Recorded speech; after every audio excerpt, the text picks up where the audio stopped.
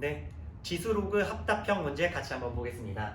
일단은 지수함수와 다항함수가 이렇게 나와 있네요. 상황을 그림으로 표현을 해줘야 되는데 이게 실전에서 컴퓨터처럼 비율을 정확히 우리가 맞춰서 그릴 수 없기 때문에 선생님도 지금 풀 때 상식적인 수준에서 한번 비율을 맞춰서 풀어볼게요.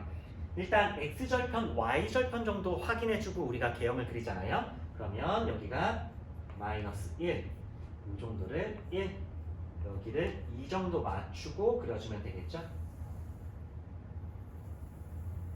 이 정도로 다항함수 그려보고 지수함수는 뭐 0,1 정도, 그죠?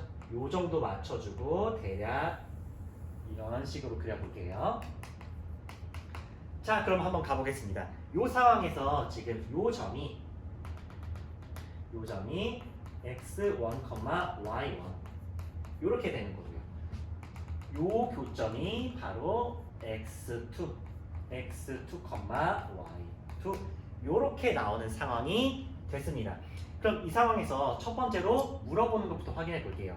기억은 x2와 2분의 1의 크기 관계를 지금 물어보고 있거든요. 여러분, 요거는 지수로 합답형은 이미 유형화가 됐고 방향성이 잡혀져 있기 때문에 잘 생각을 해봐야 돼요. 우리의 교육과정에서 지수함수와 다항함수를 서로 방정식으로 풀어서 값을 구하게 하지 않거든요.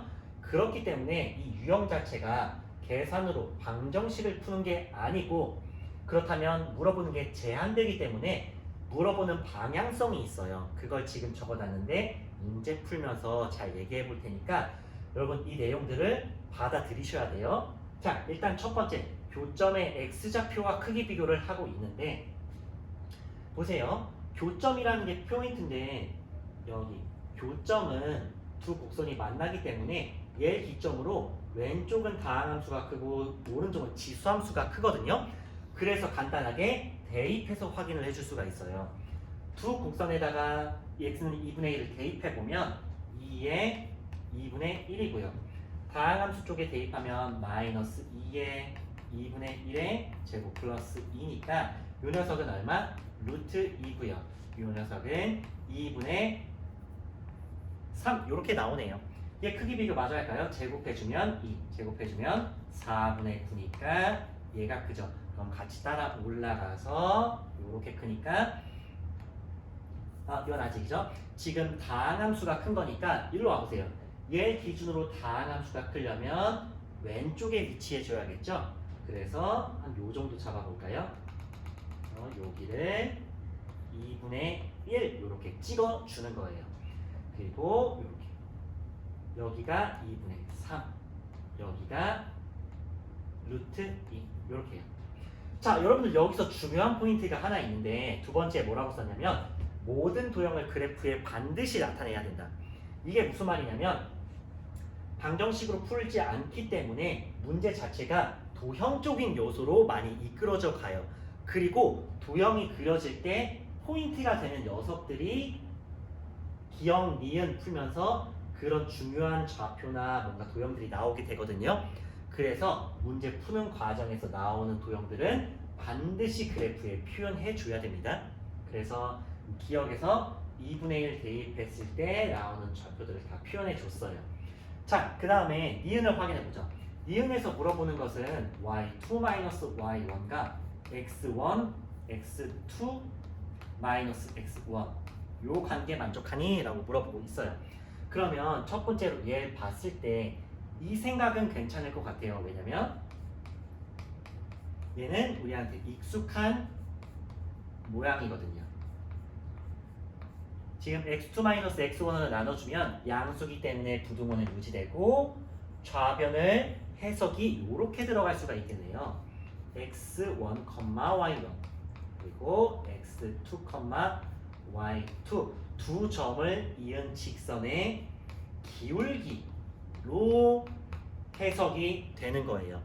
자, 그러면 이 그림상에서 뭘 원하는 거냐면 요 교점과 요 교점을 이은 직선의 기울기를 지금 물어보고 있는 거거든요. 그러면 웬만하면 하지 말아야 될 게 뭐냐면 직접 좌표를 계산해서 직선의 방정식을 구하려는 이런 식으로는 하면 안 되고 어떻게 해석해야 되냐? 보세요. 내가 좌변을 기울기로 해석했으니 옆에 있는 이 1이라는 숫자도 뭘로 해석을 해야겠어요? 얘 역시 기울기로 해석을 하는 거예요. 해서 이 기울기가 1인 직선을 여기서 나타내 보자는 거죠.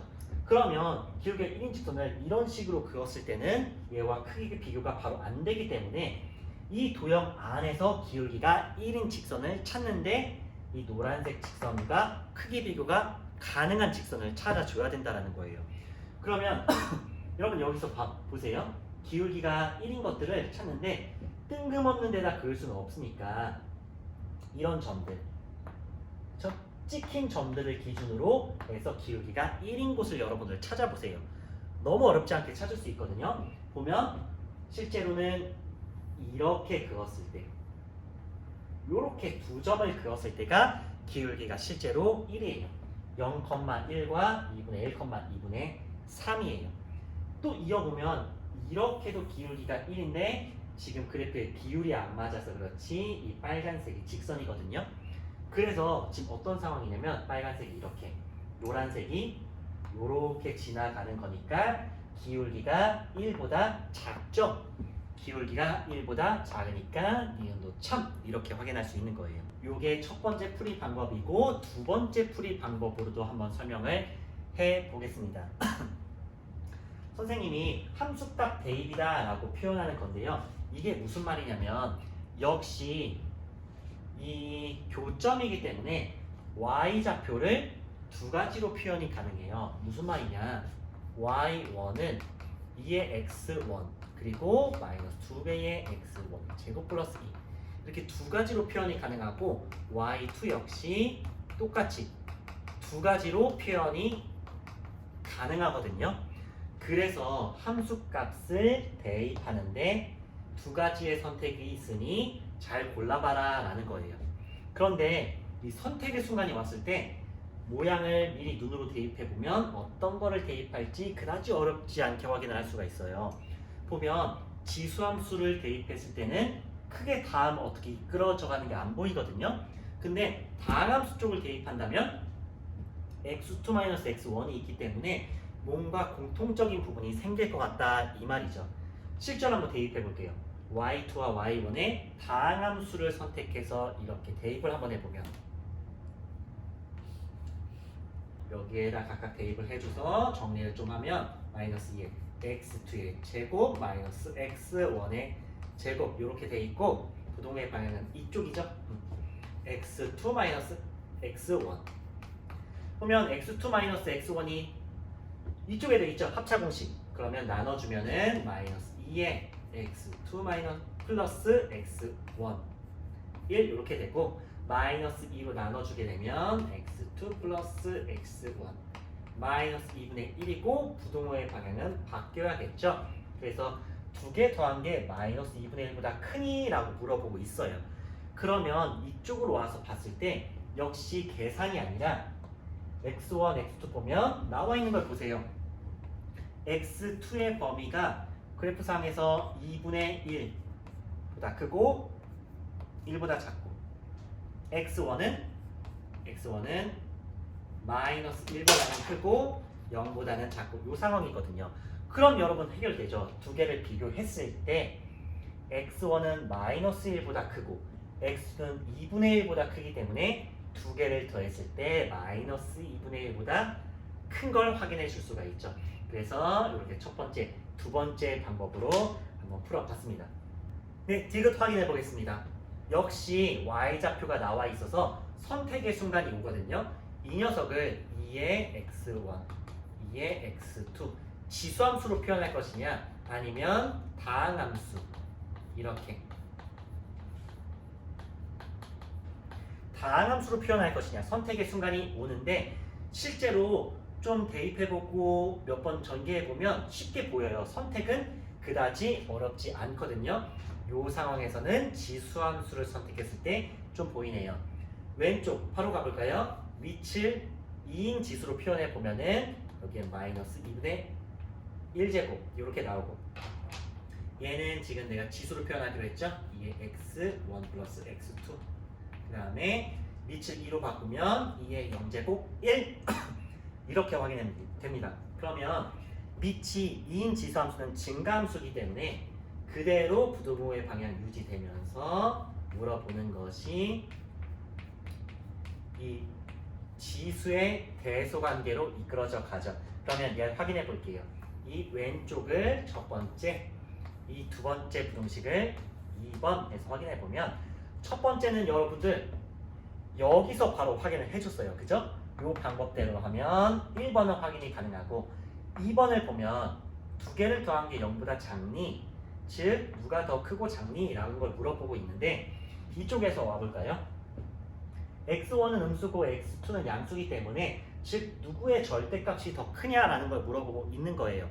그랬을 때 아무리 비율이 우리가 정확하진 않아도 x1이 큰 것 같긴 하거든요. 근데 얘는 간단히 확인해 줄 수가 있어요. 얘를 튕겨보면 지금 다항함수가 우함수 y축에 대해서 대칭이기 때문에 이렇게 이었을 때 이 좌표가 마이너스 x1 하면서 누구의 절대값이 더 큰지가 바로 확인이 됩니다. 이렇게 확인하는 문제였어요. 이게 여러분 지수로그 합답형은 이미 유형 정리가 된 거고 방향성을 여러분 잘 받아들여야 돼요.